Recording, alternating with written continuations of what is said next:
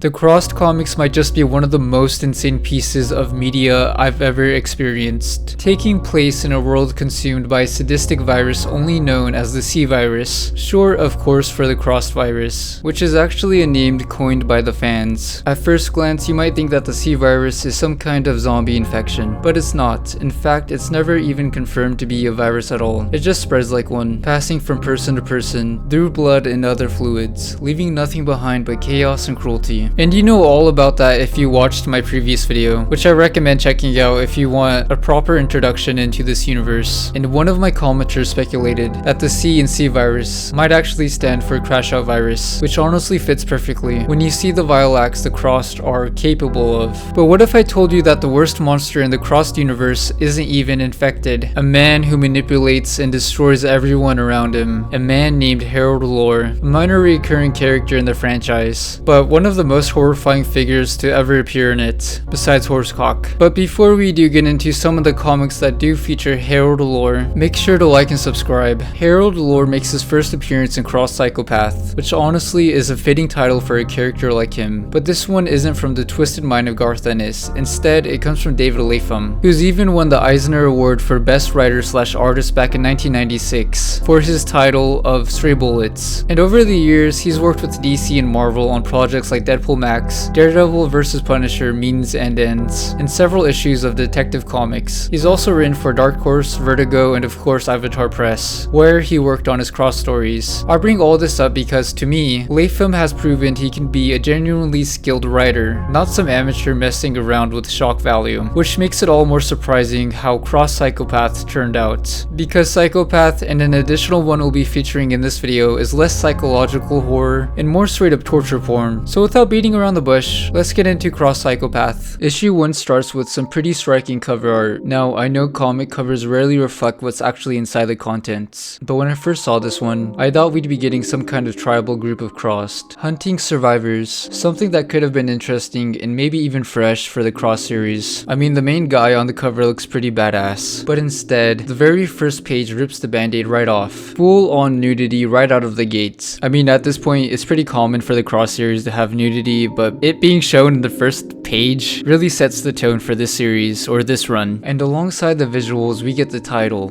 Crossed Psychopath. My dreams always turn ugly, which honestly is a sentiment I share, especially after binging through so much Crossed content. And now we're thrown straight into this brutal world. No build up, no mercy. A group of Crossed are tearing apart animals in the middle of the desert, eating them, wearing them, and using the pieces for their own twisted pleasure. And from a distance, a group of 4 survivors watch the horror. In a rare moment of dark humor, one of the survivors, Darwin, cracks a joke as a Crossed uses a vulture in the worst way possible. Talk about choking your chicken. Amanda, another survivor, rightfully disgusted, wishes she hadn't seen that.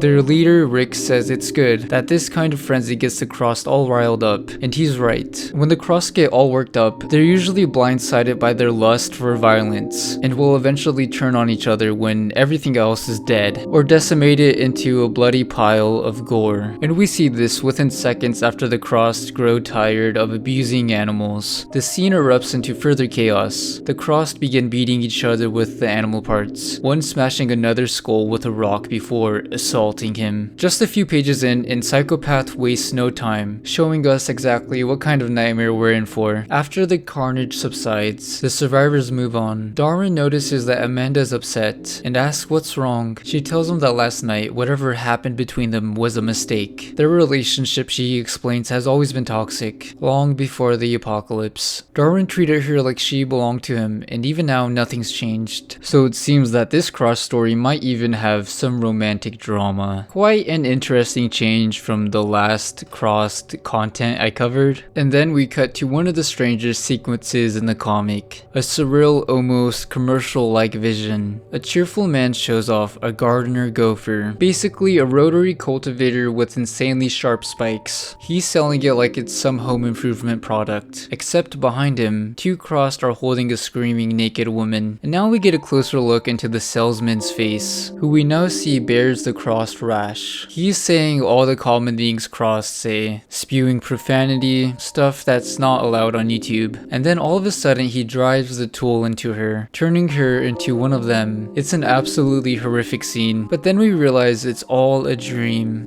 belonging to Harold Lore. He jolts awake, shouting the name Lori. Nearby, Amanda and her group hear the shouting. They follow the voice and find Harold stuck in a hole in the ground. Amanda rushes over to help, while Darwin stays cautious, warning her that he might be one of them. She snaps back, "Do you see a cross on his face?" "No." "Then stop being an idiot and get the rope." And honestly, considering what's going to happen to this group in the future, they should have listened to Darwin. Or since the world is infected with these maniacs, the crossed, and you should always be cautious of your surroundings in this apocalypse, there's probably a good reason as to why Harold is stuck down here. That night, the group sets up camp and gets to know their new friend Harold. Harold is soft-spoken, nervous, and grateful for his rescue. The group, Rick, Amanda, Darwin, and Claire, tell him that they've been traveling ever since Denver fell and haven't seen another survivor in over a year. Rick starts asking questions. Where is Harold from? Whether he's seen other people? Harold fumbles through his words before Amanda cuts in, saying to give the guy a break. And of course, like any reasonable leader would do, Rick pulls the others aside. He's suspicious. Darwin doesn't like it either. He says bringing Harold along will slow them down, since the guy's legs are broken, something we find out now. Claire, the final member of the group we haven't really touched on yet, suggests maybe they find shelter for a while, at least until Harold can recover. And Darwin sarcastically reminds her, "Cause that worked out so well last time." Amanda overhears them talking about Harold behind his back and snaps. She's not leaving Harold behind. Rick warns that bringing the wrong person into their group could get everyone killed. Hopefully that doesn't foreshadow anything at all. Amanda argues that if they abandon him, that they're no better than the crossed. This heated exchange between the group ends with Amanda threatening to stay behind if they leave Harold. Darwin fires back with, "Now who's stuck in college?" Amanda throws him a quick FU, and right as things get tense, Harold speaks up. He says he has some information, something that might make him worth keeping around, or might even save the world. From here, the perspective shifts to Harold's, and this is where we see who he really is. His thoughts are cold, calculating, and deeply unsettling, which really puts the psychopath in this title. He sizes up the group like pieces on a chessboard. Rick, the rugged leader, probably a carpenter or a plumber before the world ended, and he looks over to Claire, who's cuddling up next to Rick. He tells us that she was once a park ranger and knows what berries and things to eat, which could make her useful in this apocalypse. But he does make a creepy comment here, saying she has nice lips. And then Harold looks over to Darwin. He's a big guy and he has a chip on his shoulder at all times, which might pose a threat to Harold's true intentions. And since Darwin was a med student, he did a pretty good job with fixing up Harold's legs. However, Darwin seems to be completely preoccupied with his relationship with Amanda. And finally, Harold looks over at Amanda, the angel who saved him, who he has already began to obsess over. And she was also a med student who had went to college with Darwin. On the outside, Harold is a little bit shy, and by acting shy and like a poor little guy, he's trying to gather some sympathy from the rest of the group. But inside, Harold's twisted mind is already scheming. He tells the group he's heading toward a place called The Mission. Rick asks what that is, and Harold drops a bombshell. A place for the cure. About 2 months ago, Harold had ran into a group of armed survivors, scientists, and doctors, the military type. They were all working to reverse the crossed virus. Harold also says, probably science that got us into this, and science will get us out of this. According to Harold, the group has been gathering researchers across the United States and are stationed in a hidden enclave somewhere in New Jersey, out of all places. And before Harold does say that it is New Jersey, he does stumble a bit on an excuse of which place to say. I really truly wonder why the last bastion of hope would be New Jersey. But anyways, that's not the craziest part about this whole entire segment, because while Harold is explaining this whole entire facade to Rick's group, he's imagining himself making out with Claire in one of the most horrific visual panels I have seen. And trust me, that's not the worst thing we're going to be seeing in the Crossed Psychopath. Darwin, rightfully so, immediately calls BS. No settlement or enclave could survive in this world. especially considering how vicious the crossed are and how easy it is to spread the C virus. Harold insists it's real, and he saw it with his own eyes. He claims that the group he was traveling with got ambushed, and he escaped. While watching the attack from a distance, he did manage to see a few survivors of the group heading east, alongside with some scientists. And while waiting for the attack to subside, Harold broke his own rule, and it came out too quick and the cross spotted him. Harold ran away and fell into the crevice where Rick's group found him, which makes him one lucky son of a gun. Rick is skeptical but intrigued. Before he can truly decide on whether to take Harold in, Harold suddenly warns them. Whether by super hearing or some supervision, he knows that there are crossed nearby. At first, Rick's group don't believe him, but when they look, sure enough, a pack of crossed is lurking in the distance. Whether it's luck or, like I said, some super hearing, Harold earns the group's trust. He shows that he can be a valuable asset, almost working like a radar system, like how Stump worked in the first original Crossed series, just alerting the group of any troubles. And from here, Harold starts plotting. Like some comically evil villain, he needs to gain their trust to complete his mission, one that has nothing to do with finding a cure. He studies them one by one. He knows that Darwin is obviously against him, that he's unstable and violent, which could get them all killed. And he really likes Amanda, saying that she has a pure soul, like someone he once knew. And Rick seems like a nice guy. When Harold did own a store, he would have liked to hire Rick.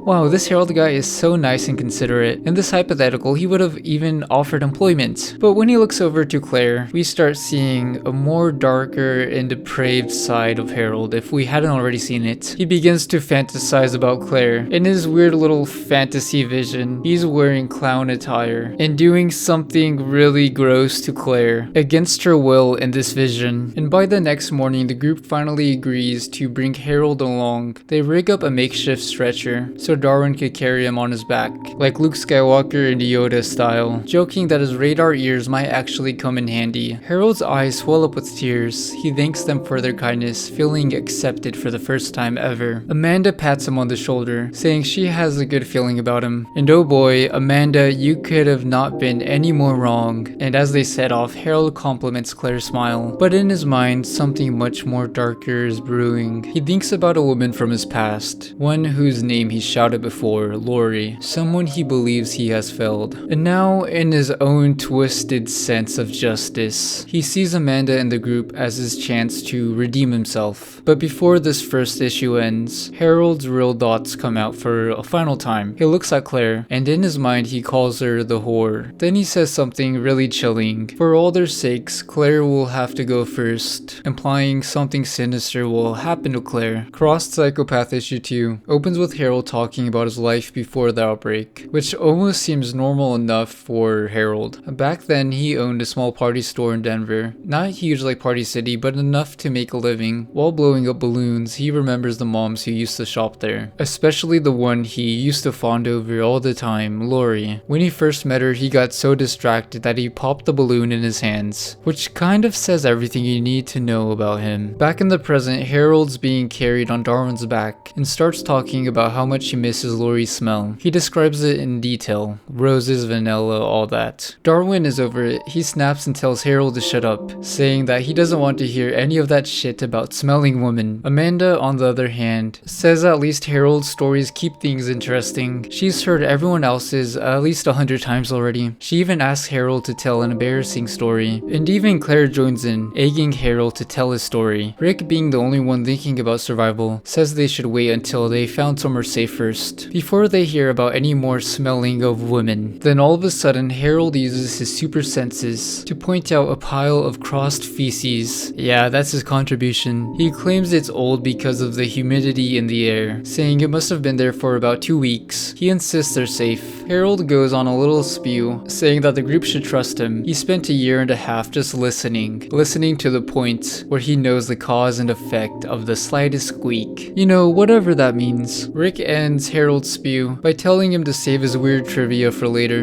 In Harold's internal monologue, he tells us that he likes Rick and that he could really use him in the coming days for whatever he has planned. But he doesn't know how Rick is going to take it all, his real motive. We also learn something huge here, that he's been lying if it hadn't been obvious. There is no mission, no enclave, and no hope for a cure. The entire story he's told the group is made up. His real motive is tracking down a specific group of Crossed, the Crossed cross that stole Lori from him. And now we see the disturbing mechanics of Harold and Lori's relationship, and it's really just shocking, which is the best way to describe the Crossed series. She wasn't his lover, she was his victim. The panels make it clear that whatever relationship Harold believed they had was one-sided and violent. He calls it pure love, but it's nothing close. Lori is laying nude on the floor while Harold goes on top of her. He's saying all types of weird stuff about love, and then he finally says, "Remember, no crying like we agreed." Nearby there's a photo of Lori's family on the ground, a reminder of everything she's lost. This whole entire moment is an incredibly disturbing reveal, the kind of thing that really cements Harold as one of the most sadistic characters in the entire Crossed series. And that's a pretty huge thing to say. Harold then finishes his internal monologue by telling us that the pile of feces he saw actually belonged to the Crossed he's hunting, the ones who took Lori. He estimates that they're only a few days ahead, and that he needs to sort the group out before they catch up, whatever that means. Later that night, the group shelters in a cabin. Amanda cheerfully tells everyone to gather around so that Harold can finally tell that embarrassing story. Harold starts talking about his old party store again, how they offered clowns, ponies, and princesses for kids' birthdays. One day, one of his employees called in sick, who was a clown, so Harold had to put on the costume himself and take the gig. The kids terrorized him, throwing stuff and hitting him below the belt. He finally gets a break when they cut the cake, but then a mom follows him into the restroom and, according to him, starts hitting on him. Rick's group bursts out laughing. Even Claire jokes that Lore scores. You know, it's a bit unexpected that a guy like Harold has some game. Harold tells the group that he was recently divorced, but on the other hand, there's all this screaming coming from kids in the next room. But the random mom didn't get with Harold because he's some kind of handsome model. It was because she had this clown fetish that she never acted on until now. Amanda, intrigued by this story, asks Harold what happened next. Harold tells the group that he kind of froze up, and then all of a sudden the random mom squeaks Harold's nose. And then nothing escalated. Harold passed out from the heat. The story ends anticlimactically and everyone laughs. Harold thinks to himself that this story makes him look human and decides to use this to his advantage. Afterward, Harold asks Darwin to set him down on the porch to think. He knows that by giving Darwin some alone time with Amanda that it would make him happy. Give him some time to talk with this college sweetheart. Amanda watches from the window, feeling sorry for Harold. Darwin hugs her from behind and suggests that they take some alone time for themselves, but Amanda insists on checking on Harold first. Amanda goes outside and asks Harold if he's crying. He brushes it off, saying the past can't be changed, and as Harold is about to open up about the girl he's missing, Lori, all of a sudden Claire joins in, trying to offer some emotional support towards Harold. But inside of Harold's mind, he's not feeling any sort of guilt or sadness. He's seething at this very moment. All because to Harold it was unexpected that she'd be coming outside. He had been expecting her to be doing something completely else with Rick. And inside Harold's mind, he's calling her certain names and fantasizes about violence toward her. As we move through Cross Psychopath, we'll find out that Harold isn't particularly fond of people who sleep around. Yeah, he's just a really crazy character. And after Harold does regain his composure, after just hating on Claire, he begins explaining how he lost Lori. She used to be just a regular customer at his party store, a married mom of 3. And lucky, I guess, for Harold, he was recently divorced and lonely. And we know that he had feelings toward Lori, but he claims he never acted on those. But that all changed when the outbreak started. At first, he only thought of his kids, who lived with their mom and her boyfriend. And you know, just a little personal note, it is a bit surprising for me to think that Harold once had children. I guess it's never too late to have a midlife crisis that turns you into a psychopath. And I'm just guessing Harold is middle-aged. I mean, it only makes sense. And now back to Harold's origin story. He was always worried that the boyfriend of his ex-wife would get violent with his kids. And when the C virus did hit, he believed that this crossed virus came from the inside out, turning everyone it infects into the most violent version of themselves. And if that was true, Harold thought to himself, the boyfriend was probably the first in line. And according to Harold, the boyfriend did turn violent, being infected by the C virus and murdering his family and turning them into crossed. Harold says he couldn't bear the sight and ran them all down with his van, including his own children. He calls it an act of mercy. You know, that's probably the most human thing that Harold has done, because being a crossed is probably the most horrific existence I can think of. Committing atrocious acts that you absolutely have zero control all over. Yeah, just take me out of my misery. And the worst part was that the boyfriend was once a teacher for his children, and he never expected him to commit such vile acts, other than of course still his wife. And the next thing that Harold thought of after seeing his family die was of Lori. And while Harold is telling his story, Claire offers some support, but all Harold can think of in that moment is assaulting Claire. And after Harold continues with his story, he ends up finding Lori running away from her own children turned crossed, and they're holding all sorts of weapons. Her daughter holding a bat, her older son holding a butcher knife, and the youngest holding a fork, trying to stab their mother. Harold may be committing an act of heroism or selfishness for living out his dark and twisted fantasies. He picks up Claire in his party van. He picks up Lori in his party van. And now he's running on pure adrenaline and instinct. He runs over a few crossed, creating a bloody splash of bodies. And after saving her, Lori is completely traumatized. I mean, who wouldn't be? Harold convinces himself that they've both saved each other, that she gave him a reason to live. But the truth, as the comic shows, is far darker. Lori never loved him. She was just another victim trapped by his delusion. And as Harold finishes his story, Claire hugs him as he cries. And in his head, while she's hugging him, he thinks of something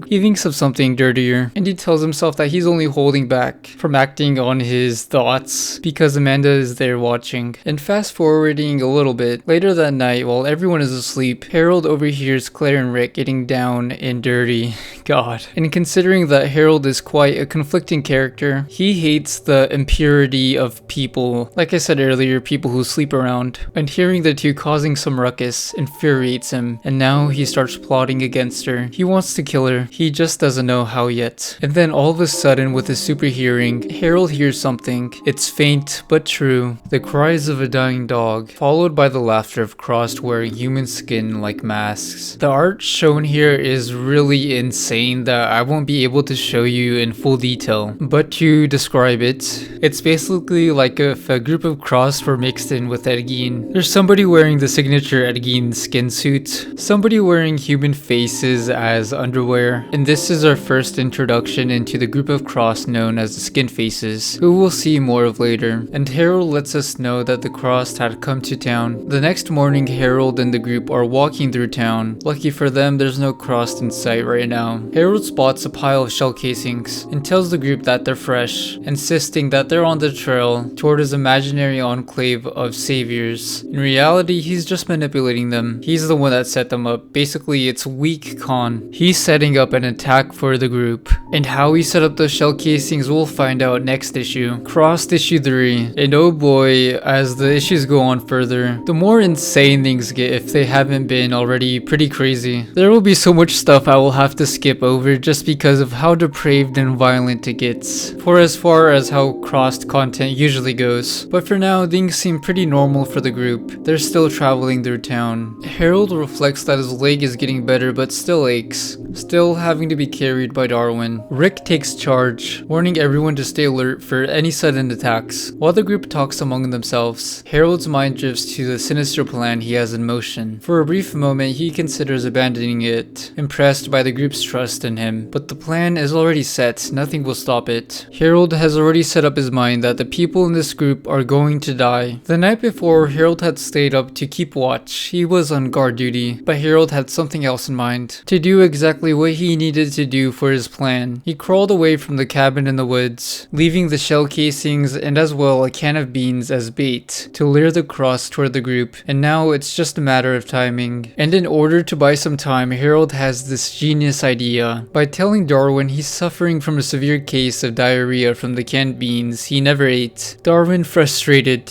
sets him inside a jelly bean store to do his business. Oblivious that Harold is really creating a delay for the crossed, he's guiding toward the group. And Darwin is telling Harold while he's taking his time to hurry it up because there is a looming threat on the rise. But Harold is just telling him that he's having some trouble and to give him a minute. But in reality, Harold is just sitting down, listening for any noises or any signs of the crossed. Because you know, he has super hearing and he'll be able to hear anything else before the group outside does. And you know, despite being a jelly bean store and considering it's an apocalypse, there's no jelly beans in the store, which irritates Harold quite a bit. That is until he finds one single red jelly bean in the cash register, which triggers memories of Lori, who loved jelly beans for her kids' parties. Before Harold could say that he used to call Lori his little jelly bean, someone interrupts him. It's Amanda. She checks on him, telling him that she knows just how bad stomach issues could be. What a nice and caring friend. He tells her that his stomach hurts and it got backed up. It hurts and he can't go. Maybe some laxatives will help. However, he's still grateful for Amanda's concern, thinking she's the only one who really cares about him, and even gives her a jelly bean, insisting that these things never go bad. After Harold's little lie about having stomach issues, he ends up buying himself a 20-minute delay for the cross to reach him, and he's the only one to hear some crashing caused by the crossed. The group would have heard it too if they weren't too over-concerned about Harold's bowel movements. And now back on the street, Darwin carries Harold again. Harold knows that the group of crossed are going to intercept them in a few moments, and needs to separate the group in order to set his plan fully in motion. He suggests Amanda and Rick check a nearby pharmacy for gas relief pills, reasoning that the crossed don't scavenge that type of stuff. Naively, they follow his lead, and while Amanda and Rick go check the pharmacy, all of a sudden Harold says, "Oh shit, it's the crossed." Darwin puts his hand on his head, saying, "Oh man, I knew this was going to happen." Harold gives Rick and Amanda the sign they had pre-arranged, in case if any crossed attack was going to happen. Amanda and Rick go take shelter in the pharmacy. Meanwhile, Harold, Darwin, and Claire go take shelter in a tuxedo store, and the group's pre-arranged plan was to wait out the crossed, which is the smart thing to do, because going up against crossed or even running away from them could always almost mean certain death. The crossed won't stop looking for you, and they're also relentless whenever you're going up against them. And when the trio, Claire, Darwin, and Harold go inside the tuxedo store, Harold points out that these types of places usually have a trapdoor leading into the basement. Harold's done this more than a few times than he can count, waiting out the crossed. In one instance, he spent 26 days trapped in a crawl space, drinking condensation and eating spiders to survive. And guess what? He's still here. And the text box that does say this reads kinda like this: "I'm still here." And we possibly can't just skip over this panel, because it is absolutely diabolical. It's showing the group known as the Skin Faces in all of their brutal and violent glory. We see one guy firing off a machine gun. In the background, we see other members of this group just causing havoc, destroying whatever they can. However, one of the most interesting things that is being shown is the crossed guy who was wearing Skin Faces as underwears. He's now wearing a dog face on top of his face. It's just really showing that the crossed are really into just gore, I guess. And now back to our trio inside of the basement. There's a small window that lets Claire see the cross wreaking havoc outside. Harold, thrilled by just how smoothly his plan is unfolding, starts plotting his next move against Darwin and Claire. To preoccupy Darwin, he talks about the perverse behaviors of the crossed, including acts with animals. Particularly one time he saw a cross do something absurd with a tree frog. And so Harold asked Darwin to sit him down by the stairs of the basement. And this basement must be huge, because Claire is absolutely oblivious to this conversation. And to really catch Darwin off guard, Harold says that the cross could be torturing Amanda right now. Darwin looks back and says, "Jesus, what the?" And Harold pulls out a broken bottle from his back,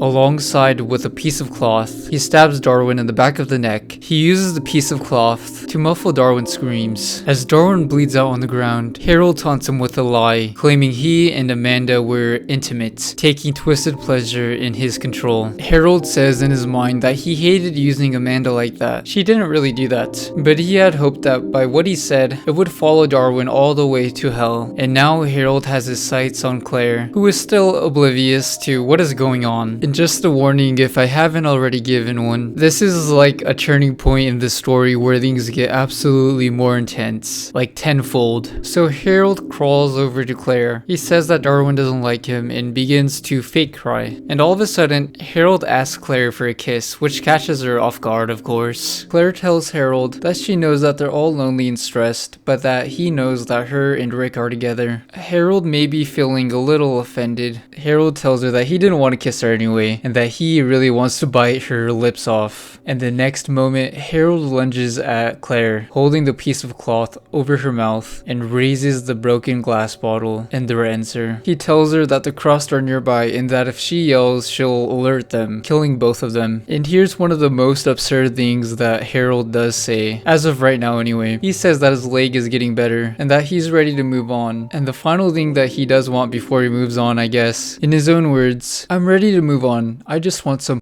before I go." And to get over the most graphic contents of this issue, basically, he forces Claire into compliance, mocking her past assaults while he beats Claire, claiming he feels superhuman. And one of the most violent things that Harold does do off panel is cut off Darwin's face. He reveals it to Claire, and after Harold does do that, he then cuts off Claire's lips. This whole entire thing is super edgy. I really wonder what was going on in the mind of David Latham. I really feel like in the early writing stages of this comic idea was to basically throw in a slasher type villain in the Crossed universe that wasn't a Crossed. And most of the popularity that is garnered from the Crossed is usually by its insanely graphic content. People talk about it because it's controversial. And the common conception that is associated with the Crossed is typically the most violent comic you have ever heard of. So I'm guessing they took the idea of the slasher, mixed in with the Crossed universe, and decided to up the level by like tenfold or even 100-fold, and the result is Harold lore. And I'll touch more on this topic when the video is in its conclusion. But for now, onto Crossed Psychopath, issue 4, and it opens up in the aftermath of what Harold had just done. The horde of the skin-faced Crossed have passed on. They're out of town, and after Rick and Amanda emerge out of the pharmacy, Amanda goes to inspect what had just happened in the tuxedo store. And considering how violent and brutal that Harold had left the corpses of Claire and Darwin, as soon as Amanda runs out of the store, she throws up. Harold wishes that Amanda hadn't seen that. Someone as good and innocent as herself. Harold, the consummate manipulator, had left the bodies pre-arranged, since he had noticed that the group of the skin-faced Crossed had a thing for wearing people's faces. Along with Darwin's face, who he had already cut off, he also cuts off Claire's, and he smashes the window, carefully picking up all the glass outside and scattering it around in the inside. And to really capture that Crossed violence, he cuts off Darwin's manhood and shoves it down his esophagus. I'm sure that's a detail you guys all wanted to hear. He hides his tracks by claiming he was cramped in a tiny space surrounded by wires while the violence went down, and then he had to wait to be found by Amanda and Rick. And then it was Rick who first found him. He was glad about it because Amanda didn't have to see the carnage, but she went down anyway, which tore poor Harold's heart out. And Amanda, raw and furious, tells Rick she wants revenge. Harold says that this turned out to be a good thing later though. Rick, being the realistic here, tells Amanda that any attempt to fight the Cross would be side. And as Amanda drops to the ground, broken over what had just happened to her two friends, she says that she knows, and just to let her have her moment. Harold says that they got out of the city pretty quick, and that the skin faces were somewhere nearby. They were useful for Harold for creating a distraction, but they weren't the Cross that he was after. They weren't the ones that stole Lori from him. As the group moves through an abandoned highway, Harold flashes back to the night he had Lori, his memory framed as his fantasy version of events. He remembers asking her to marry him, her crying, and him losing his temper and stepping away. And while he was gone, Crossed had broken into their shelter and done something monstrous to Lori. Harold finishes his thoughts with that he and Lori never got to make up, and that's the way it is with the Crossed. No second chances. Our small trio of only Amanda, Rick, and Harold find some refuge in a farmhouse. It's oddly civilized. Power still works. A little detail the comic never fully explains. They don't even show a generator anywhere to be found. This is the moment I stopped trying to take this run seriously. But as soon as Amanda turns on the TV, lo and behold, it still has power. And they all freak out since there's still power. I think it's been a few years since the apocalypse started, and if I found a place that magically had electricity, I too would freak out. And not only does it have power, but there are a few DVDs to make some choices to watch. You have Fear and Loathing Las Vegas, Borat, and the Cocoa Nuts. Some pretty solid choices if you ask me, but too bad they don't have 28 Days Later, or even The Crazies, movies that would be fitting for this universe. And anyways, the group uses this farmhouse as a shelter for a week,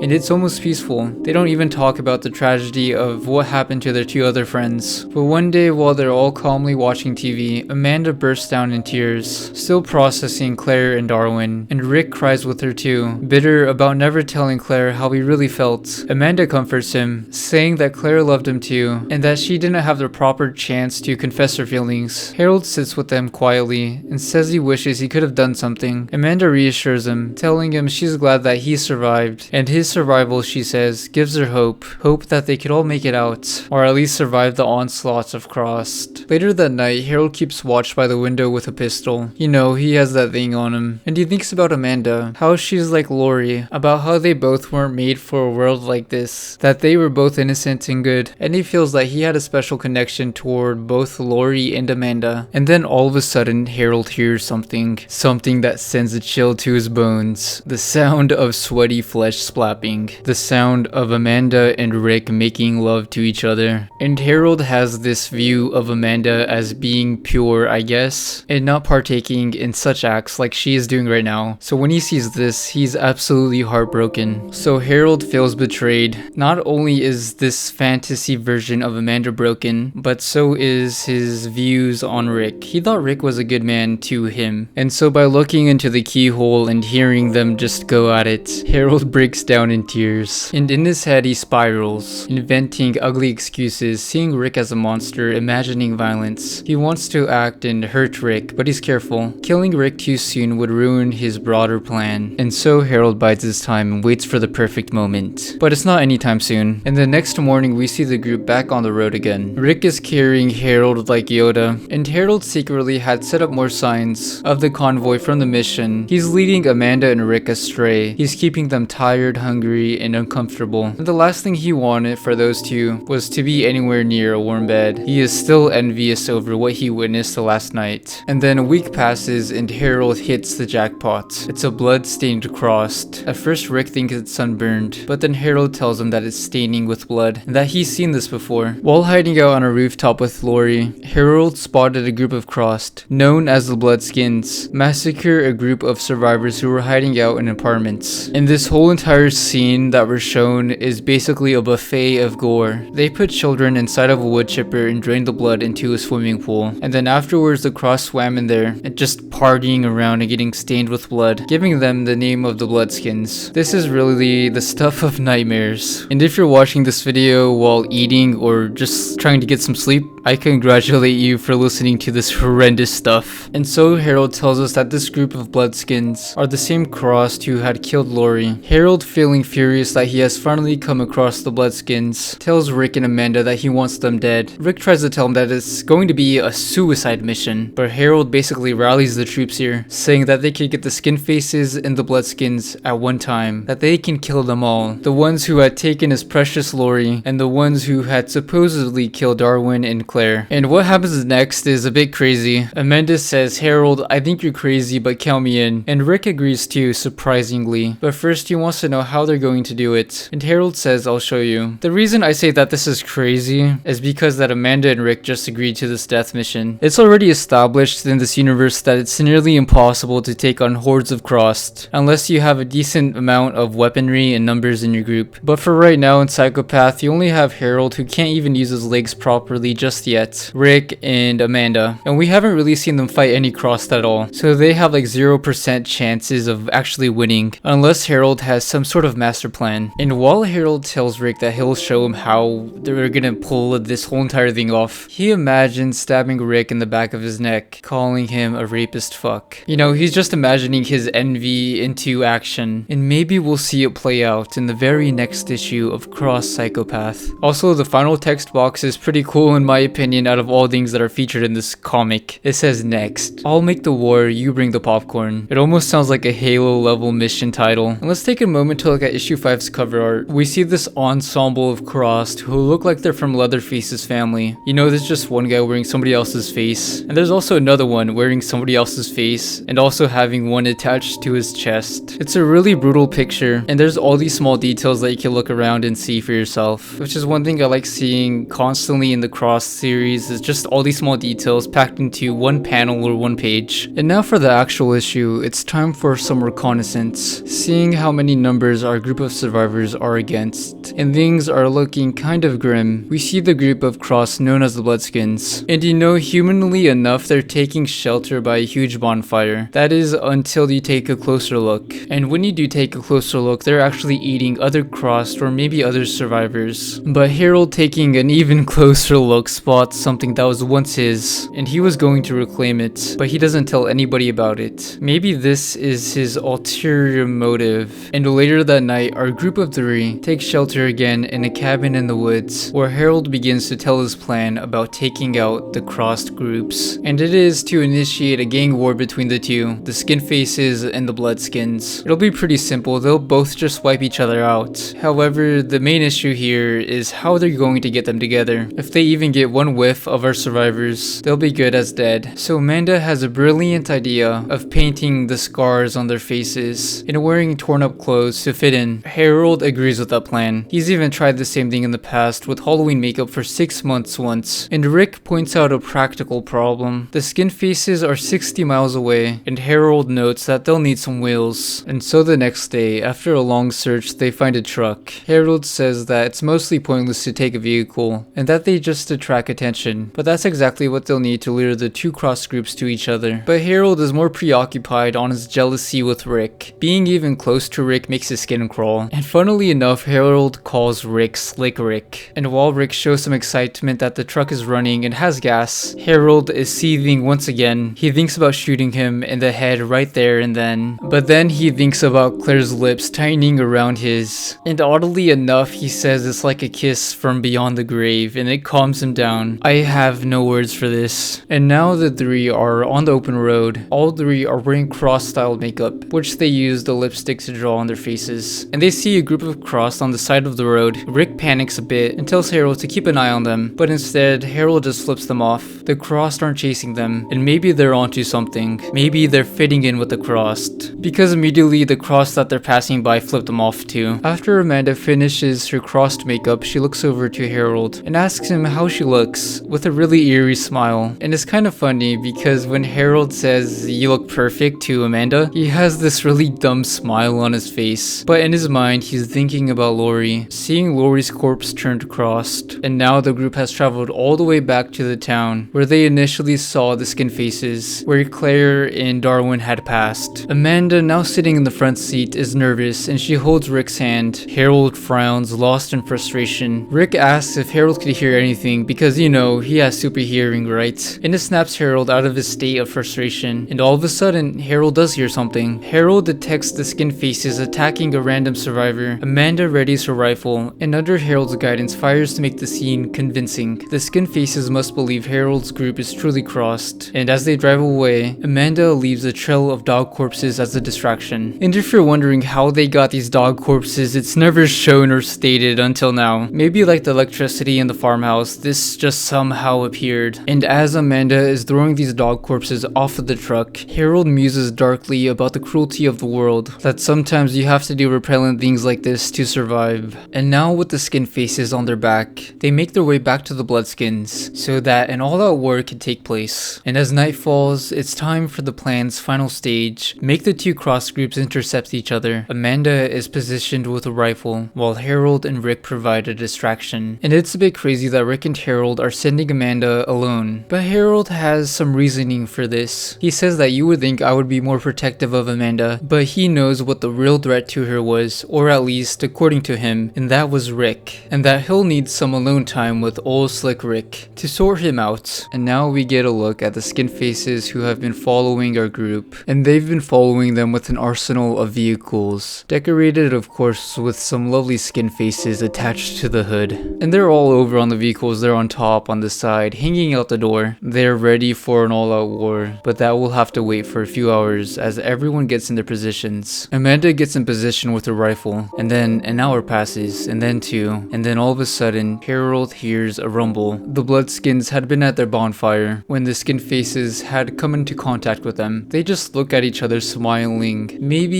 even a bit curious. But before any of the two crossed groups could initiate proper contact, Amanda takes a shot at one of the skin faces who appears to be the leader. Both groups of the cross spot Amanda, but she pretends to be a cross and maniacally laughs. Rick looks over, telling her to run, Amanda, run, and to get out of there. And then the gang war between the bloodskins and the skin faces break out. And once again, it's just another buffet of violence and gore. There are so many things to look at here and so many things to censor. There's even children crossed taking part in this war. Some of the craziest things to know is that some of the bloodskins are naked, just hitting the other side. And the most insane thing I have seen so far is a child crossed firing off an Uzi from a swing set. Luckily, there's only a few pages left in this issue, or else I would have to go in full detail of what exactly is being shown here. Meanwhile, Harold turns his rage toward Rick, attacking him for sleeping with Amanda. And this part is particularly cruel. Harold fires a shot into Rick's leg and just continuously insults him. And while the crossed war is happening in the background, Harold continues to rationalize the crossed, seeing the virus as humanity's overdue reckoning, or purge of the corrupt, like the biblical flood. Amid the chaos, Harold continues to torture Rick, narrating his own twisted manifesto in the process. To spare you most of the cruel details, Harold breaks Rick's jaw with the pistol, leaving Rick's mouth hanging wide open so that Harold can take advantage of that and do something that makes you say, "What the fuck am I reading?" Off-panel, Rick dies while Amanda escapes her sniper nest. With both cross groups being decimated, Harold finally claims his prize. From the backpack he's been tracking, he reveals a shocking artifact, a carved out breast of Lori's, wrapped in a Ziploc bag. Another moment from the whole entire Cross universe that makes me wonder, what the fuck am I reading? And now we open up with issue 6. Amanda had reached the first rendezvous point alone. Harold thinks to himself, if there's one thing he's glad about, it's that there were only 4 survivors who he basically hunted down and killed. Rick, Darwin, Claire, and Amanda. And now only Amanda, who he still feels some twisted sympathy towards. But Amanda isn't alone in this moment. Harold is secretly watching her from outside the cabin she's staying in. But before meeting her, he wants a private moment with his prized possession. And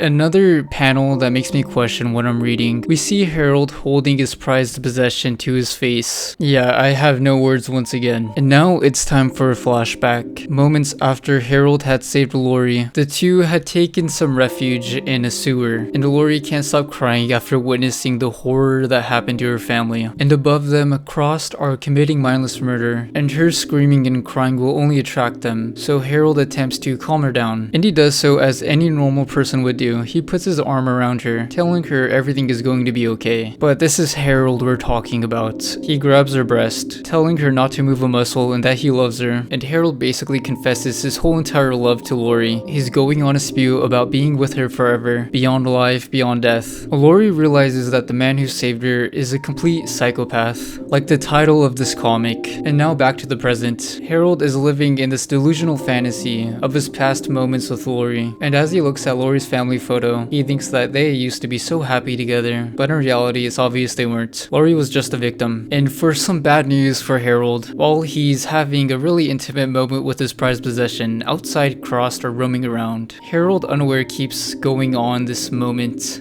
doing something I'll only show you briefly of. A majority of this issue is just Harold in bed, playing with his prized possession and the lips he cut off Claire's. That is until a noisy Cross sneaks in, drawn to Harold's hiding spot. He ducks under the bed, but the Cross knows he's there. And then a struggle between the two breaks out. Harold throws the bed sheets, and the bag containing Lori's final piece hits the floor. Harold panics and shoots the Cross, and secures the bag. The rain muffles the shot, but Harold's injured legs force him to hobble on crutches for 33 hours, to travel only 4 miles to the final rendezvous point. And the checkpoint is a knockoff of Denny's. Amanda is already there and rushes to hug Harold in relief. She doesn't ask about Rick, she just wants to savor the fact that Harold is still alive. And naturally, Harold fantasizes about an intense moment with her. Amanda suggests that they leave since the area is pretty exposed, and maybe even find a knockoff Wendy's. Harold, however, insists that they stay a while and pretend things are normal. He raises his backpack, saying he brought dinner, but it's not the typical dinner you would find in an American household. It's not chicken breast, it's human breast, which he'll later reveal to Amanda in a really twisted way. Before we get into the final issue of Cross Psychopath, I just want want to thank anyone who's made it this far. Garth Ennis's original Crossed run was already demented enough, and in this run, Crossed Psychopath, it cranks up the shock and explicit content by a million, often at the expense of a coherent narrative. And before I make a mega video into Crossed Wish You Were Here, we'll need a few detours. But let's finish Harold's story first. Harold opens up this issue saying that he knew that this was going to be his last day with Amanda, but she didn't know it. All Amanda knew was that she was going to enjoy a meal with Harold. And for appetizers, they're having moon pies, which Harold had stumbled upon. Those things never go bad. And while they're waiting for the main course, Amanda begins to open up about her family, her parents. They both worked in the medical field, her mother being an anesthesiologist and her father being a podiatrist, a doctor who has specialty in treating feet-related issues. And Amanda had gone to school for anesthesiology like her mother, because to be honest, she had found feet quite disgusting, unlike Harold, who imagines licking her feet. Just some shameless thinking again from Harold. And after some small talk, Harold begins preparing the main course alone. And then, horror, Harold places Laurie's cut off breast into a pot of water. He calls it quits there, covering the pot and delivering it to Amanda, who excitedly opens it and immediately vomits after finding out what is in there. Taking advantage of her momentary weakness, Harold ties her to a chair and covers her mouth with a piece of cloth. Delivering his final villain monologue, Harold tells Amanda that all her friends were bad people. Darwin was violent, Claire was someone who slept around, Rick was an abuser. According to him, all of this is just crazy. He admits that the scientist story and everything about the mission and the cure were all lies, all to manipulate the group. Harold says that the group was planning to cut him loose and leave him to die, and so he says, "So I don't think you can really blame me for that one." And while Harold is continuously babbling on, Amanda, horrified, spots a rifle and silently plans her escape. And next, Harold explains this grotesque ritual. Amanda is supposed to eat Laurie's breast and become a vessel for Laurie's spirit, reuniting Harold with his true love. He rambles about how the cross infection supposedly traps the good part of a person, leaving evil in control. And it would make sense if there was like some research behind this, and that if it wasn't coming from a complete maniac such as Harold. And now that all of the good parts are contained in Laurie's breast, free of her gag, Amanda insults him, threatening to mutilate Harold and reveal that Laurie never loved him. After some imagery of Harold's disgusting fantasy, Harold strikes her, bleeding while claiming she could never satisfy Laurie like the cross did. He brings out the gardening tool that tore Laurie apart. In a moment of warped clarity, Harold imagines Amanda as Laurie and apologizes for hitting her. And Amanda takes advantage of this. She's secretly cutting herself with the zip ties that were once holding her hands together, and Harold resumes his threats. And Amanda pretends to submit, only to bite off Harold's lips. Finally, a little bit of irony towards Harold. An overdue one, if not satisfying, to finally see Harold be attacked. Angered, Harold lunges with the gardening tool, almost in an animalistic way. But Amanda amputates her own hand, freeing herself, and strikes him in the face. She catches Harold so off guard that he's knocked to the ground for a few moments. And so Amanda escapes, injured and missing a hand. Harold, unable to pursue her with his own injuries, accepts that he'll never catch her and that she was gone. And he also sews his ripped off lips back on, adding Amanda's hand to his collection of taken limbs and parts of people's bodies, and sets off in search of his next victim to carry out his delusions. And it's a pretty abrupt ending. Harold says that he knows that Amanda is a survivor, and he has little doubt that she won't survive, which sets up a story that we'll later see in Crossed Badlands, an anthology of 100 issues with various writers and artists, even including Garth Ennis. And if you think that this video is over, don't worry. We'll be going over a story featured in Crossed Badlands, where Harold himself even briefly returns in a cameo in Yellow Belly. Another insane ride into the Crossed universe. And the cover art featured for this arc in the Crossed Badlands run gives us a little taste about what we're going to expect to see in this issue. Maybe it will feature this crossed clown. But for now, we're going to meet our timid, cowardly young man who is the protagonist, Edmund Wickendrope. Try saying that name 5 times fast. And that is our Yellow Belly. The story opens up on the day of his graduation. Edmund starts off by admitting he once peed his pants in 6th grade, figuring it's better to get an embarrassing memory out of the way before telling his story. And that's how he exactly got his name, Yellow Belly. From there, we're shown the world before everything went to hell. He introduces us into some pretty stereotypical groups that you would most likely come across in high school. You have the jocks, and as he says, the rednecks, and then the pretty girls. However, he has his sights only on one girl, his crush, Betty Ford. board, and Edmund has zero game. He bumps into her, and all he gets in return is a look of disgust. And in a minor similar fashion to Harold lore, Edmund actually likes the fact that he bumped into his crush, saying that she wasn't even wearing a bra. And so later that day, when he is on the graduation stage, he continuously rubs that one spot and thinks about getting a tattoo on that spot. And so while the rest of his schoolmates went to go out and party, him and his family went out to go get dinner. And as his graduation present, his mom and dad finally added him to the car insurance. So the keys to the family car were basically his now, but he immediately feels bummed out when he has to drive his family. Later that night, Edmund goes to the circus with his brother and his father, and this is where things start to spiral. His younger brother Eli points out to his father if they could go see the Circus Geeks, the main show of the night. Edmund is a little bit scared of what's actually being presented in there, and so he tries to wait it out. That is until his younger brother calls him a yellow belly, and so not wanting to appear cowardly, he says fine, I'm coming. And so the show under this tent features a crazed man biting off a chunk off a diamondback snake. He's not even crossed yet, but it's enough to freak Edmund out. And Edmund himself is kind of a creep, sneaking a glance at one of the ballerina's undergarments. But before he can process the performance, the crossed invade. The strongman swings a sledgehammer into a spectator's skull, spraying blood like mist. From this point on, Edmund starts calling the crossed geeks, watching in horror as they tear and devour everyone in sight. Edmund and his family make a run for it, joining the stampede of terrified survivors being torn apart around them. One woman gets struck in the back with a hammer. Others are assaulted, and it's full chaos. Meanwhile, for a brief moment of comedy, we cut to the lion pit, where the lion tamer and the ringmaster are surrounded by crossed. The tamer curses Madame Zara for drawing the death card that night, and the ringmaster snaps back, saying that Madame Zara's a hooker and a fraud, you asshole. Outside, the massacre continues. The strongman claims another victim with his weapon. Trying to find a place to hide, Edmund's father tells his sons to climb into a few empty barrels, while he goes to try to find help. Edmund watches his father sprint towards a few crossed with a wooden bat.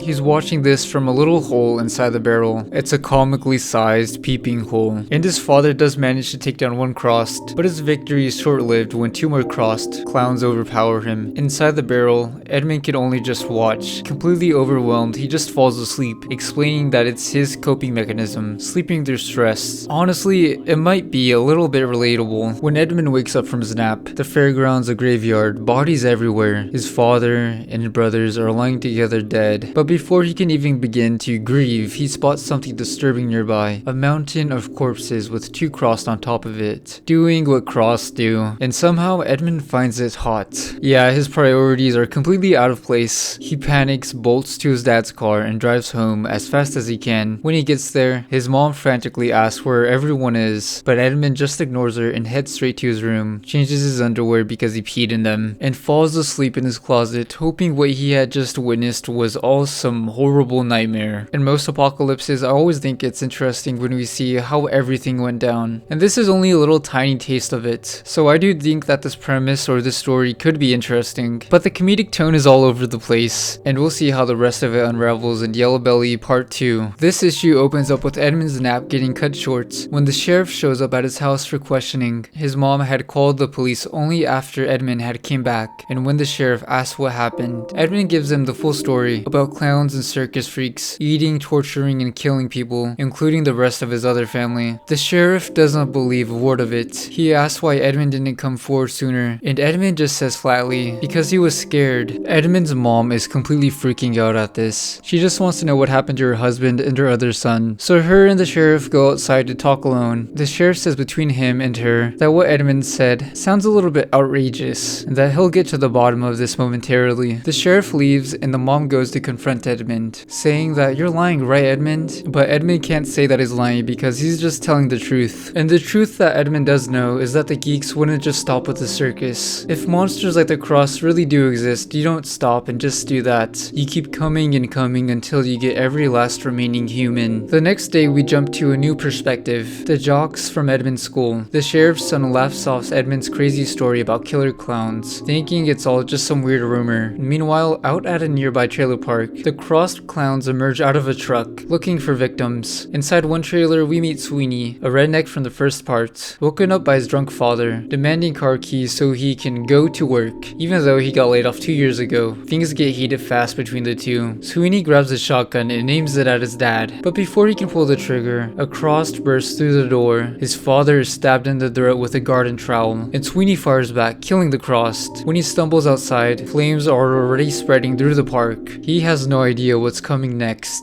And now back to Yellow Belly's house. His mom can't stop crying, still in shock at what her son told her. Edmund, eaten up by guilt of his cowardice, tells her that his dad tried to save him, but he was too scared to do anything. He calls himself a coward. His mom hugs him and tells him he's not, that he did the right thing by warning people, Paul Revere style. But as she's saying this, crossed clowns start swarming the neighborhood. A moment of comfort immediately turns into chaos. One of the clowns peers through the window. Edmund's mom tells him to go hide in the closet and not to come out no matter what. The crossed break in, and Edmund hides helpless as his mother is tortured and killed right outside. He shuts down just like before and falls asleep. Maybe this coping mechanism will come in clutch and save him eventually, but it's still extremely cowardly how Edmund just watches and does nothing to save his mother. I mean, I get fighting back against the cross is a death wish, but come on dude, it's your mom. Eventually Edmund wakes up to someone calling his name. It's the sheriff's son and a few jocks from the school, armed to the teeth with weapons. One of them notices Edmund's wet pants and mocks him. They ask Edmund what these things are, and Edmund tells them that they're geeks, circus geeks. He begs them to leave town before it's too late. The sheriff's son admits he hasn't heard from his dad in hours, and everyone knows what that means. This group decides to fight back. They hand Edmund a gun and load up in a truck, mowing down Crossed as they move through town. For a moment, it's almost empowering, seeing people actually win against the Crossed for once. Along the way, they come across Sweeney, and everyone agrees to regroup at Seaver's Fish and Tackle, a place loaded with supplies and guns. Edmund, ever the coward, braces himself for the worst. Well, it's actually smart considering that he had first contact with the Crossed, and knows exactly what they're capable of. He's convinced everyone is going to die. Hank, one of the jocks, gives a speech to rally the troops, saying the geeks have taken over, that they're killing everyone in sight, but thanks to Edmund, they know what they're up against. They all know that they're contagious, and if they get a hold of you, they can change you into one of them. For once, Edmund feels a little respect for the people who used to mock him for being a yellow belly. Hank even apologizes to him, saying they were wrong to call him crazy, and that right now Edmund's a hero. For a moment, Edmund actually smiles. Maybe he's not the yellow belly anymore. His crush, Betty, even talks to him. She tells him the Crossed got her family, and she's terrified. Edmund reassures her, awkwardly placing a hand on her shoulder, something that means the whole entire world to him, while the world lasts. And just when it seems like things might turn around, it all collapses. A diesel truck plows straight through the building, crushing survivors, as Crossed flood in behind it. This is one of those chaotic full-page spreads that Crossed does so well. Pure carnage in every corner. Like in anime, Edmund lands on top of Betty. She looks to him for protection, but true to his nickname, he panics and runs, leaving her behind. Edmund has reverted back into his yellow belly self. And while Edmund is looking around, he sees everyone from his school firing and shooting the Crossed. He even looks at Hank and his girlfriend Katie, and he suddenly remembers the time he saw Katie kissing Bobby behind Hank's back, and he never said anything about it. And as he's looking around at his schoolmates, he starts thinking, these are all people he looked up to and wanted to be like, because they were better than him. All the people who he hated because they made his life miserable. But despite that, as Edmund is watching them fight for their lives, he realizes that they might just be right about him being a yellow belly. As Edmund is escaping, he runs into Sweeney again, bloody and half crazed after what he had just witnessed. Sweeney swings an axe at him, yelling that he has to die like a man. Edmund shoots him point blank and bolts. In his head, he admits it, that he's a coward, a failure, but at least he's still alive unlike the others. Yellow Belly Part 3 opens with one of the strangest dream sequences I have ever seen in a Crossed comic. Edmund is floating through deep space alone, thinking about the ballerina's bottom from earlier. It's really bizarre. For him, it represents warmth and safety. Don't ask me how, it just does. Anyway, he wakes up in the middle of a forest, pulled back into the nightmare of his actual life. In his reality, he remembers his family's dead, his friends are dead, remembers that he's a coward, and that reality really does suck. And his main goal right now is put the nail in the coward's coffin. He returns to the wreckage of Seaver's Fish and Tackle shop, where the battle happened. The place is an absolute graveyard. Edmund counts 20 dead geeks, and half are the bodies of his classmates. The rest, including his crush Betty, are missing. The thought that anyone you once knew could be out there, turned into one of these rage-filled monsters, is haunting. He came back for one reason though, to grab his wallet. And as he walks past Sweeney's corpse, he feels a flicker of guilt, but convinces himself that Sweeney was was doomed anyway. He was gonna stay and fight, Edmund thinks. They would have killed him no matter what. So that thought alone makes Edmund lose the guilt of killing another person. When he finally leaves, Edmund has his pick of cars. He settles on Sweeney's, saying it's the coolest one there,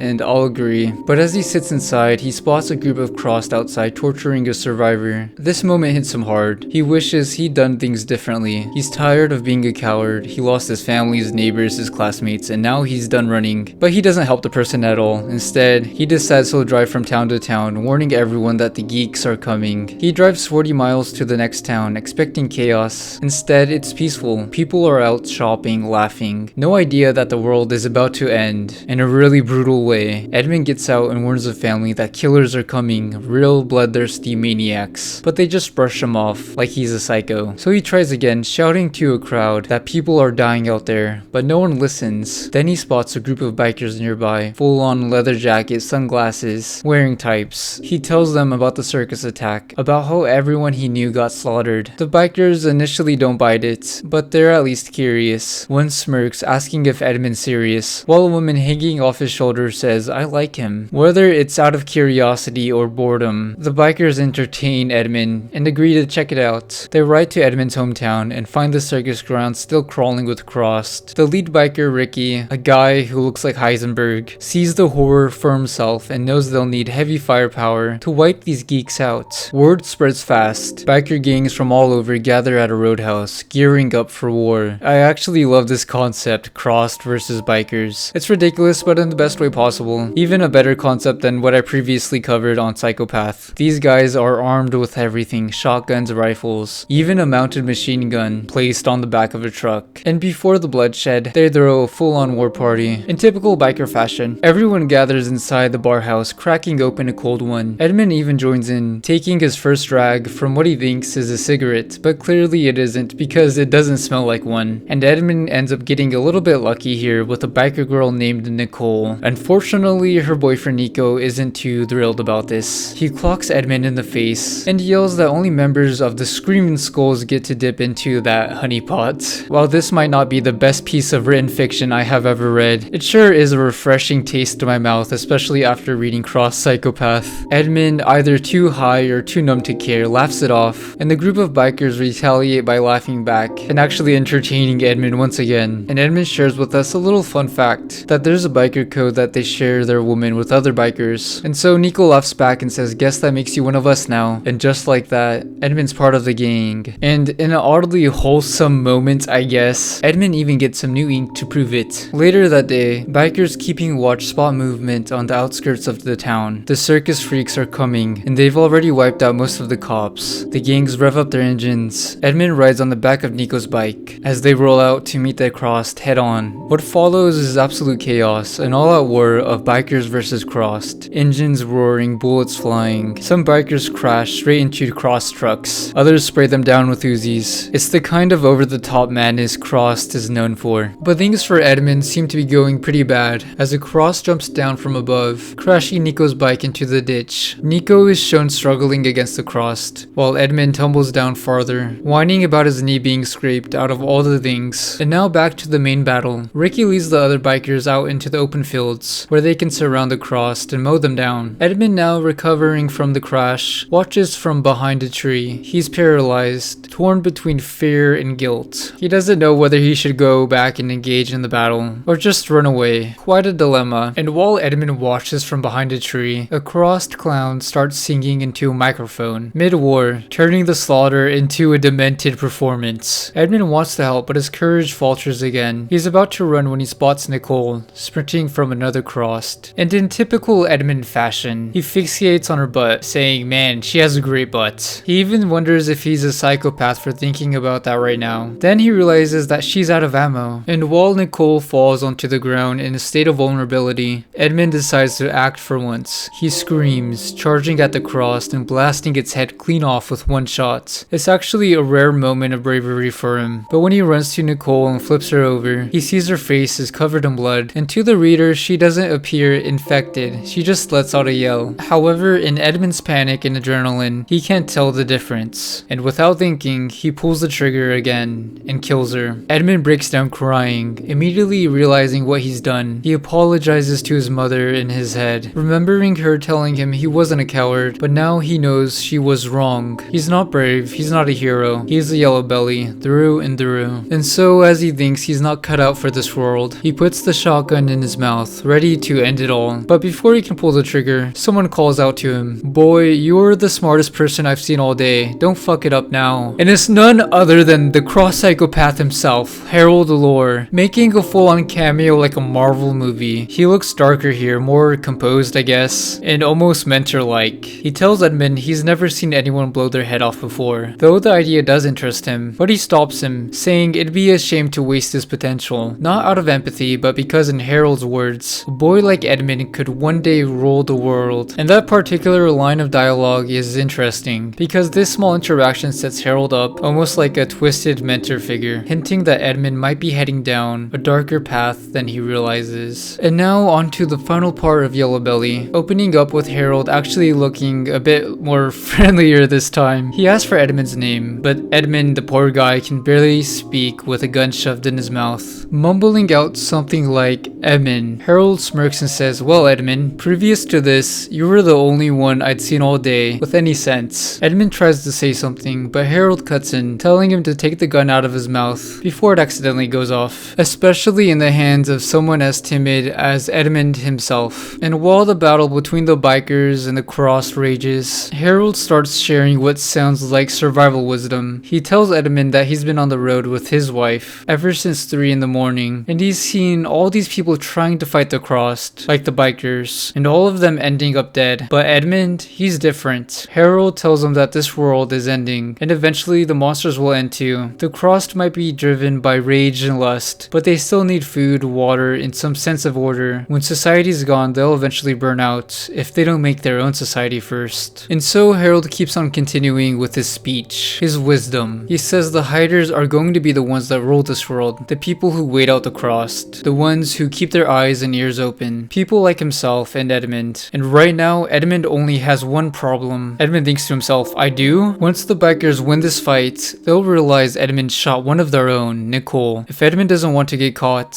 he needs to act now, while the fighting's still going on. Edmund panics. Should he hide her? Bury her? Harold has a different idea, and in true Harold lore fashion, it's the worst one possible, and the most deprecating one. He tells Edmund he has to violate her body to cover it up. One of the many lines of dialogue that make me question, should I really publish this to YouTube? And we cut to the bikers, and things are turning around for them. They're absolutely tearing through the crossed, with some brutal kills, like one biker riding full speed swinging a machete, decapitating them one by one. And we also catch a sight of two naked crossed riding a motorcycle together, doing what crossed do while riding. And the female looks particularly familiar. Could that be Betty, Edmund's crush? And cutting back to our strange duo of Harold and Edmund, Harold sighs in relief, saying it felt good, while Edmund vomits in disgust, realizing what he's done. He's throwing up while saying, why do we have to do that? Harold slyly mocks him, saying that we didn't have to do that, not to cover up what you did anyway. And if Edmund really wants to hide what he's done, he'll have to stage the bodies and shoot the rest of her face off,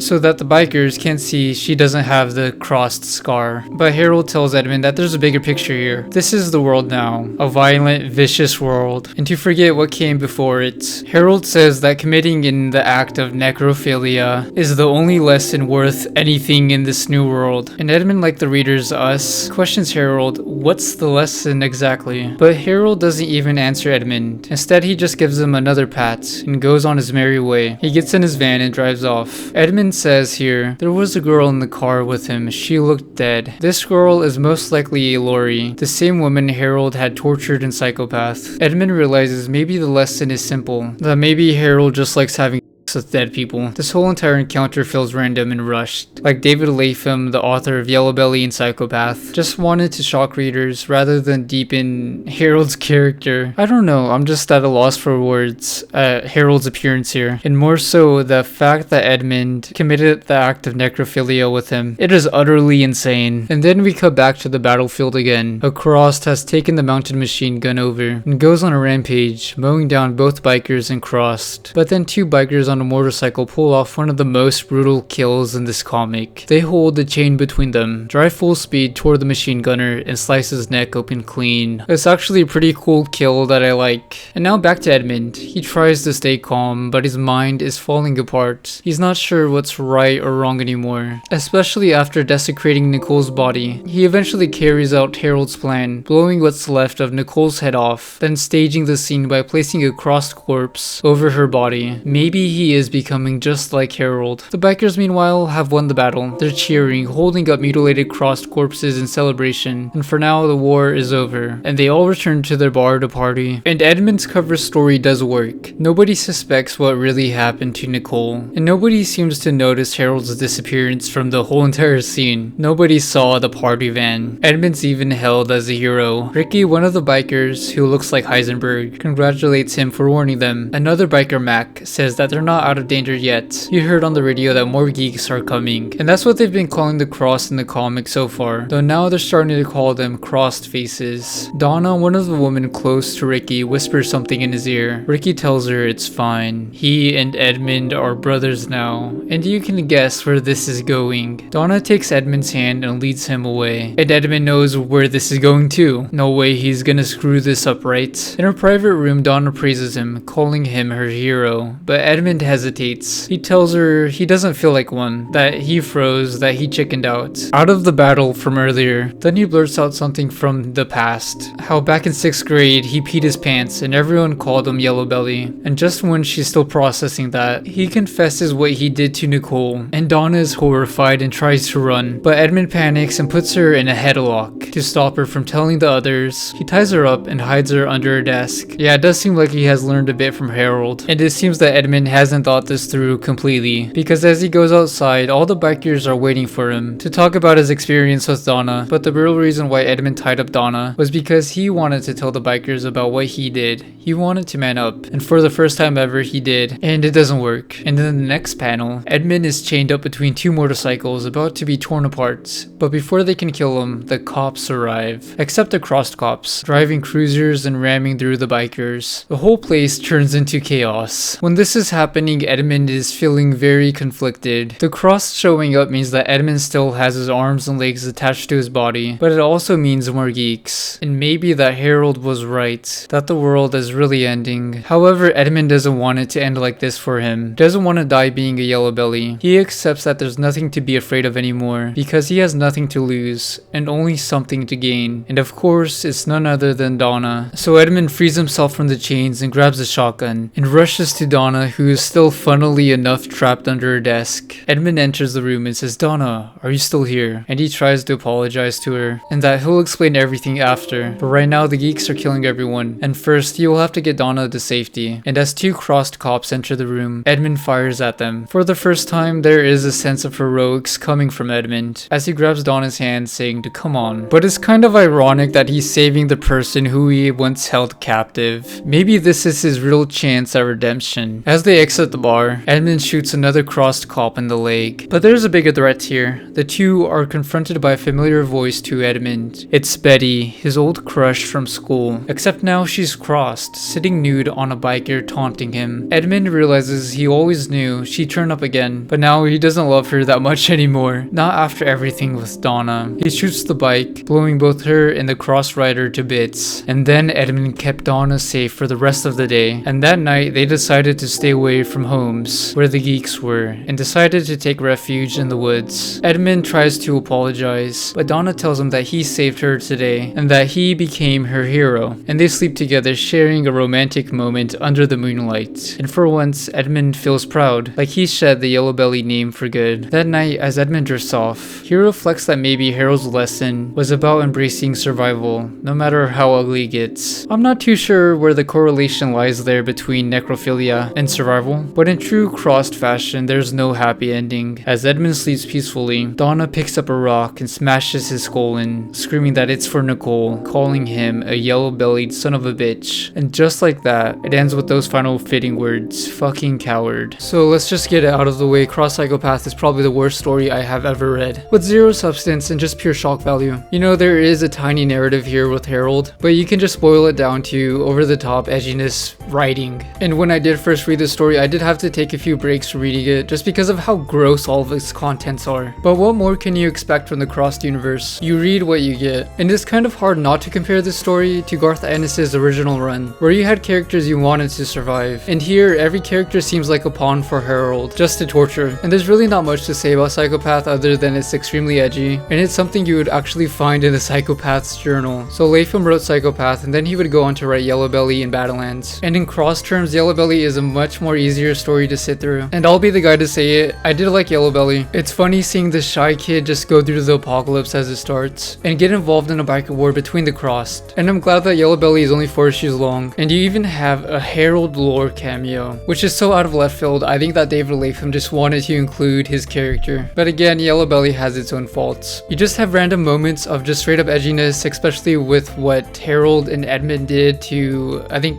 Nicole's corpse, and you know, Cross just doing Cross things. And as much as I do want to keep talking about the Crossed, I did get sick making this video, and my voice is absolutely fried. But if you actually want a good Cross story, there is one that I really want to cover, and I talked about it a lot in my previous video, which is Crossed Wish You Were Here. Everything in that story is written so well, especially compared to the previous Cross stories, so be on the lookout for that one probably next month or the next month, December. Anyways, this has been Keenies or Keen, whatever you want to call me, and I'll see you all later. Thank you so much for watching. Make sure to like and subscribe, and thank you for all the subscribers and support and all the comments in my videos. It's honestly been one of the most coolest experiences I've ever experienced, especially on social media. People asking for more content, which is just something I like to read and I like making. Anyways, I'll see you all later. I need someone to help me, I'm living in hell. I wish I was more healthy and I help myself. I need someone around me, I wanna do well. I might go place a bounty on my fucking self.